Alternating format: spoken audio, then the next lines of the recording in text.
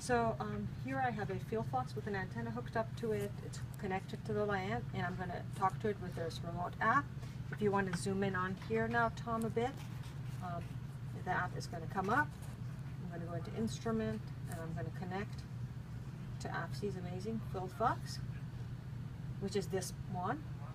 Then up here I have a button called Map, and if you look at Map, you go into there, and there's a button here I can press. And this now -62, it's taking the marker reading from this FieldFox and updating it.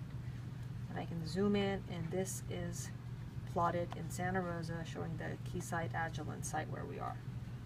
I can press this key, settings. I can tell it to give me the peak search SA marker, read the active SA marker, or SA band power marker. I can either just use the current setup, or I can send a setup, a frequency and span to the SA.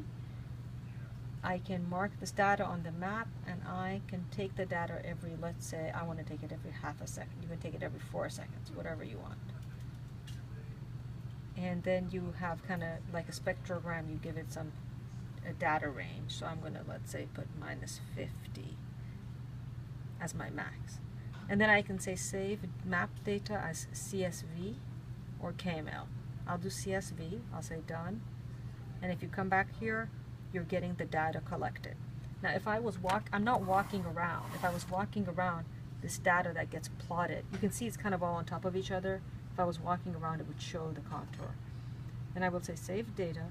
What save does is it mails it. That's how you save it, by mailing it. And I set up a mail account on here, and I will email it to me, for example, at work, and I'll send it, and that's the CSV file. Or I can go into settings and save it as a KML, come back, save it. Let's email it to myself again, AppSee,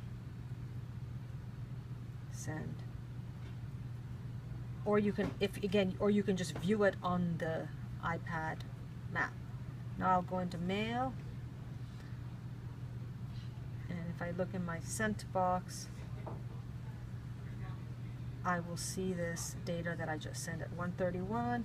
This is the CSV file, which includes date and time, latitude, longitude, compass position, frequency, and the power levels that we've read. Or the KML file, which is an XML file, but I think what I can do is if I hold this on the KML, I can open it in Google Earth. And again, I'm in really one position only, so it puts the data all on top of each other. But if you, or Google Maps or Google Earth, either of them, and it plots the data. If you actually move around, then it would show it. And that is it for the FieldFox mapping utility. Thanks.